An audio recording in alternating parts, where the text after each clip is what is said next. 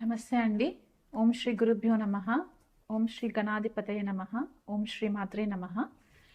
ఈరోజు మనము 2026 సంవత్సరము ద్వాదశ రాశుల వాళ్ళకి ఎలా ఉండబోతుంది అండ్ మనకి గ్లోబల్ లెవెల్లో ఎలాంటి పరిస్థితులు మనకి ఎదురవుతాయి, జియో పొలిటికల్ ఇష్యూస్ అవ్వచ్చు, లేకపోతే వాతావరణానికి సంబంధించి ఇష్యూస్ అవ్వచ్చు, పొలిటికల్ లీడర్స్కి ఎలా ఉండబోతుంది, మనకి రెసెషన్ ఏమైనా వస్తుందా, ఉద్యోగాలకి సంబంధించి ఐటీలో ఎలాంటి డెవలప్మెంట్స్ అవుతాయి, ఈ గ్రహగతులని బట్టి మనము డిస్కస్ చేసుకునే ప్రయత్నం చేద్దాము. కానీ దానికంటే ముందు మనకి జనరల్గా మేజర్గా మనము 4 గ్రహాల ట్రాన్సిట్స్ని బట్టి మనకి ఈ డిఫరెన్సెస్ అనేవి తెలుస్తూ ఉంటాయి అన్నమాట.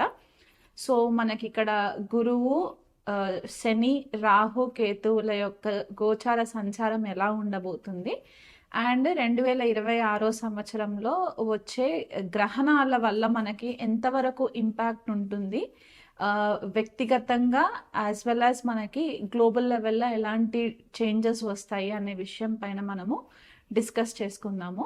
కానీ దానికంటే ముందు మనకి ఈ ట్రాన్సిట్స్ ఎప్పుడు జరుగుతున్నాయి, ఈ గ్రహణాలు ఎప్పుడు అవుతుందో ఆ డేట్స్ కూడా వివరిస్తాను. సో మనకి మొదటగా చూసుకుంటే కనుక గురుగ్రహాన్ని తీసుకుంటే జనవరి 1 నుంచి మార్చి 11 వరకు కూడా గురువు వక్రిగతిలో సంచారం చేస్తూ మిథున రాశిలో సంచారం జరుగుతుంది. మార్చి 11 డైరెక్ట్ మోషన్లోకి వచ్చిన తర్వాత జూన్ 2 వరకు కూడా కర్కాటక రాశి మిథున రాశిలోనే సంచారం జరిగి జూన్ 2 తెల్లవారుజామున 2:25 గురువు మనకి మిథున రాశిలో నుంచి కర్కాటక రాశి తన ఉచ్చ స్థానంలోకి సంచారం జరుగుతుంది. జూన్ 2 నుంచి చూసుకున్నట్లయితే మనకి అక్టోబర్ 31 వరకు కూడా గురువు కర్కాటక రాశిలో సంచారం చేస్తూ తర్వాత మనకి సింహరాశిలోకి ఎంట్రీ ఉంటుందన్నమాట. ఈ 31 ఎప్పుడైతే సింహరాశిలోకి గురు సంచారం జరుగుతుందో ఆల్రెడీ అక్కడ కేతు సింహరాశిలో ఉంటారు కాబట్టి ఇక్కడ గురుకేతువుల యుతి సింహరాశిలో జరుగుతుంది. అక్టోబర్ 31 నుంచి మనకి డిసెంబర్ 13 వరకు సింహరాశిలోనే సంచారం జరుగుతూ డిసెంబర్ 13 అంటే ఎండ్ ఆఫ్ ద ఇయర్కి వచ్చేసరికి గురువు వక్రిగతిలో సింహరాశిలో వక్రిగతిలో ఉంటారనమాట ఇయర్ ఎండింగ్ వరకు కూడా. సో ఇలాంటి ట్రాన్సిట్ గనక మనము చూసుకున్నట్లయితే గురువు ఒకటే సంవత్సరంలో 3 రాశులని మారడం అనేది మనకి కనిపిస్తుంది.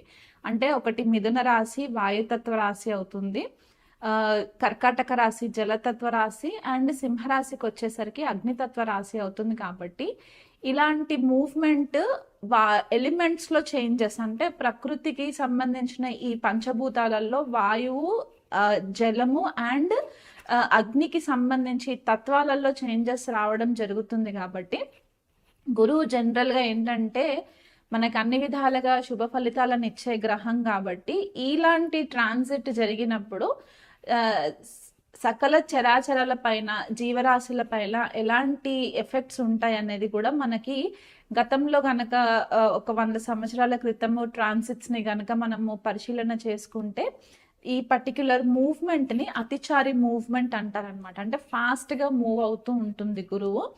ఎప్పుడైతే జీవకారకుడు అతిచారి మూవ్మెంట్లో ట్రాన్సిషన్ అవుతుందో చాలా ఫాస్ట్ రిజల్ట్స్ వస్తూ ఉంటాయి. అది మంచి అవ్వచ్చు, చెడు అవ్వచ్చు, దాన్ని బట్టి మనకి డిఫరెన్సెస్ కూడా కనిపిస్తూ ఉంటాయి అన్నమాట.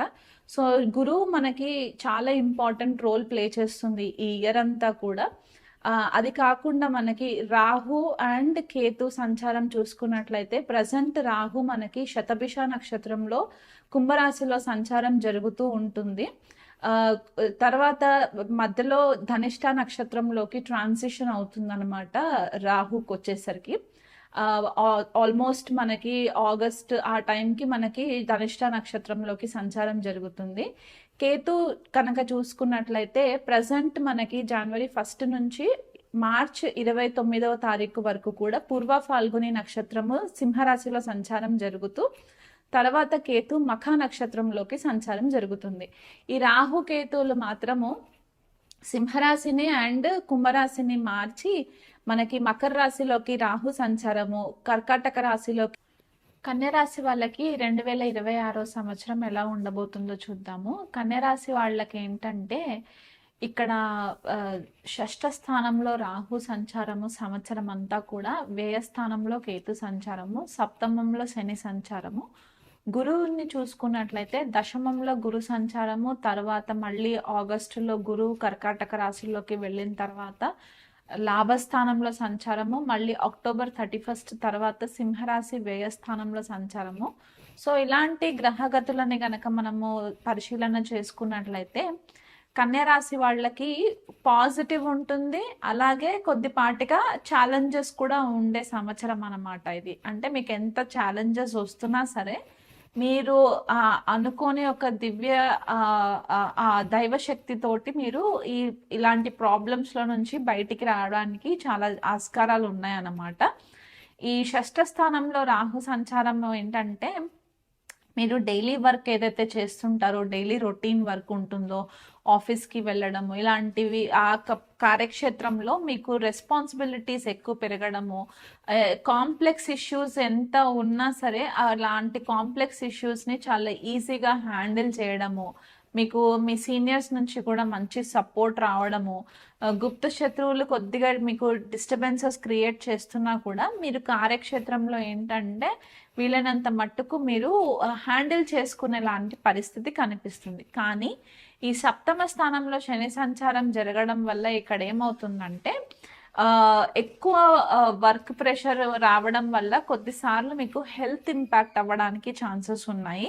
కొద్దిగా లేజినెస్ కూడా ఉంటుంది, ఎందుకంటే సప్తమ స్థానంలో ఉన్న శని లగ్నం పైన దృష్టి పడుతుంది కాబట్టి మీ ఫిజికల్ పర్సనాలిటీకి సంబంధించి కొద్దిపాటిగా లేజినెస్ అనేది కనిపించే ఆస్కారం ఉందన్నమాట. సో ఆ లేజినెస్కి ఎక్కువ ఇంపార్టెన్స్ ఇవ్వకుండా మీరు వీలైనంత మట్టుకు ఒక ప్రణాళిక బద్ధంగా గనక మీరు మీ వర్క్ని అలాట్ చేసుకున్నట్లయితే మీకు ఇబ్బందులు లేకుండా ఉంటుంది. సడన్ కెరియర్ లాసెస్ అయితే కనిపించట్లేదు. కానీ గురు దశమ స్థానంలో ఉండడం వల్ల మీకు టెస్టింగ్ ఫేజ్ అన్నమాట. అంటే ఒక రియల్ పొటెన్షియల్ మీది బయటికి రావాలి అంటే మీకు ఎక్కువ రెస్పాన్సిబిలిటీస్ కార్యక్షేత్రంలో ఇచ్చినప్పుడే మీ రియల్ పొటెన్షియల్ బయటికి రావడానికి ఆస్కారం ఉంటుంది. కాబట్టి కొద్దిగా హీటెడ్ సిచ్యువేషన్స్ వస్తాయన్నమాట. దానివల్ల ఏంటంటే మీ నైపుణ్యాన్ని మీరు బయట పెట్టుకోవడానికి ఒక మంచి అవకాశంగా మీరు భావించినట్లయితే కనుక ఈ గురు ట్రాన్సిట్ కూడా మీకు చాలా ఫేవరబుల్ రిజల్ట్స్ ఇవ్వడానికి కనిపిస్తుంది. అంటే కొత్త స్కిల్స్ నేర్చుకోవడము, లేకపోతే మీ ఆఫీస్లో కొత్తగా ఏదైనా కొత్త అప్లికేషన్స్ ఇంట్రడ్యూస్ చేయడము, దానివల్ల మీరు నాకు ఇది రాదు అని అనుకోకుండా ఆ స్కిల్స్ని అప్గ్రేడ్ చేసుకోవడానికి మీకు ఫేవరబుల్గా ఉంటుంది. ఎప్పుడైతే గురువు కర్కాటక రాశిలోకి లాభస్థానంలోకి వెళ్తుందో ఈ ఫస్ట్ 6 months అంతా కూడా మీకు గ్రౌండింగ్ పీరియడ్ అనమాట. ఈ టైంలో మీరు ఎక్కువ ఫోకస్ చేసుకొని మీరు ఎడ్యుకేట్ చేసుకోవడానికి. తర్వాత ఎప్పుడైతే గురువు కర్కాటక రాశిలోకి ఎంటర్ అవుతుందో అప్పుడు మీకు ఆ హార్డ్ వర్క్ చేసిన ఫ్రూట్స్ మీకు రిటర్న్ రావడం అన్నమాట. ఇది మీకు కెరియర్కి సంబంధించి రిజల్ట్స్.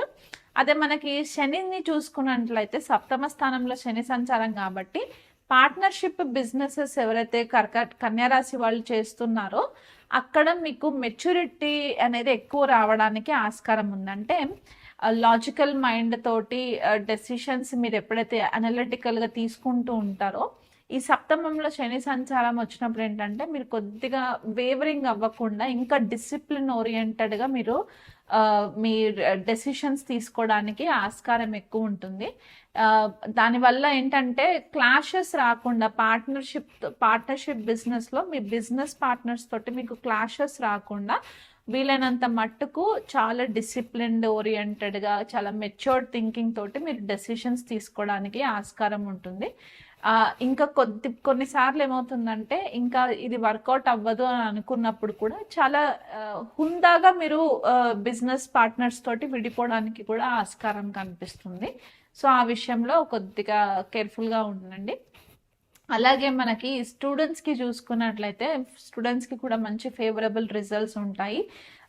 చదువుకున్నవన్నీ కూడా గుర్తుపెట్టుకోవడానికి మంచి ఆపర్చునిటీ అన్నమాట. ఈ ట్రాన్సిట్స్ అన్నీ కూడా సెకండ్ హాఫ్ అంటే జూన్ తర్వాత నుంచి మీకు ఇంకెక్కువ ఫేవరబుల్ రిజల్ట్స్ ఉంటాయి స్టూడెంట్స్కి. హైయర్ ఎడ్యుకేషన్ కోసం ఎవరైనా దూర దేశాలకు వెళ్ళాలనుకునే కన్యరాశి వాళ్ళు ఎవరైనా ఉంటే కూడా కొద్దిపాటిగా డిలేస్ అవ్వడానికి ఆస్కారం ఉంది. ఎందుకంటే సప్తమ స్థానంలో ఉన్న శని తన యొక్క తృతీయ దృష్టి భాగ్యస్థానం పైన పడుతుంది కాబట్టి మీరు అనుకున్నంత తొందరగా మీకు రిజల్ట్ రావడానికి కొంచెం డిలే అవ్వడానికి ఆస్కారం ఉంది. ఎప్పుడైతే గురు కర్కాటక రాశి అండ్ సింహరాశిలోకి సంచారం జరుగుతుందో అప్పుడు మూవ్మెంట్ పికప్ అవుతుంది. అంటే సెకండ్ హాఫ్ నుంచి మీకు మూవ్మెంట్ పికప్ అవుతుంది. అప్పటి వరకు కూడా మీరు కొద్దిగా గ్రౌండింగ్ వర్క్ కరెక్ట్గా చేసుకుంటే కనుక ఏ యూనివర్సిటీకి అప్లై చేసుకోవాలి, ఏ ప్రోగ్రామ్ పిక్ చేసుకోవాలి అనే దానిపైన కొంచెము పెద్దవాళ్ళతో సంప్రదింపులు చేయండి. మీ సీనియర్స్తో డిస్కస్ చేసుకున్నట్లయితే కనుక మీకు మంచి ఫేవరబుల్ రిజల్ట్స్ వస్తాయి. ఆరోగ్యం విషయంలో మాత్రం కొంచెం జాగ్రత్తగా ఉండండి. ఎందుకంటే షష్ఠ స్థానంలో రాహు సంచారం జరుగుతుంది కాబట్టి ఇక్కడ కొన్నిసార్లు ఏంటంటే ఏదన్నా క్రోనిక్ హెల్త్ ఇష్యూస్ ఉంటే అంత ఈజీగా బయటపడడానికి ఛాన్సెస్ ఉండవు అన్నమాట. సో కొన్నిసార్లు ఆ విషయంలో మీరు కొంచెం కేర్ఫుల్గా ఉండండి. వీళ్ళనంత మట్టుకు హైజీనిక్ ఫుడ్ ఐటమ్స్ ఎక్కువ కన్జ్యూమ్ చేసే ప్రయత్నం చేసుకోండి. హెల్త్ విషయంలో కొద్దిగా కేర్ఫుల్గా ఉండండి. తీర్థయాత్రలు ఎక్కువ చేసే పరిస్థితి ఈ సంవత్సరం కనిపిస్తుంది. ఎందుకంటే కేతు సంచారము వ్యయస్థానంలో, తర్వాత గురు కూడా అక్కడ ట్రాన్సిషన్ అవుతుంది కాబట్టి గురుకేతువుల యుతి వల్ల ఏంటంటే ఎక్కువ దాన ధర్మాలు చేయడము, ఎక్కువ టెంపుల్లో చారిటీ చేయడము, డొనేషన్స్ చేయడము ఇది ఎక్కువ కనిపిస్తుంది. కాబట్టి ఆ విషయంలో కొద్దిగా డబ్బుని హ్యాండిల్ చేసుకునే టైంలో కొంచెం కేర్ఫుల్గా సేవింగ్స్ చేసుకోండి. అతిగా డబ్బులు ఎక్కడ కూడా డొనేషన్స్ మాదిరిగా కూడా ఎక్కువ డబ్బులు ఖర్చు పెట్టకండి. ఎంతవరకు అవసరమో అంతవరకు. భార్యాభర్తల మధ్యలో కొద్దిపాటిగా డిసిప్లిన్ అనేది రిలేషన్షిప్లో కనిపించే ఆస్కారం కనిపిస్తుంది. కాబట్టి గొడవలకి తావివ్వకుండా వీలైనంత మట్టుకు కూర్చొని రెజల్యూషన్ చేసుకోండి. ఎందుకంటే కొద్దిగా ఎమోషనల్ డిటాచ్మెంట్ కనిపిస్తుంది భార్యాభర్తల మధ్య. ఆ విషయంలో కొంచెం కేర్ఫుల్గా ఉండండి. ఇంకా మీకు బెటర్ రిజల్ట్స్ రావాలి అనుకుంటే గనక గణపతి ఆరాధన రెగ్యులర్గా చేసుకోవడము, శనికి ఆరాధన చేసుకోవడం వల్ల కూడా మీకు మంచి ఫేవరబుల్ రిజల్ట్స్ వస్తాయి.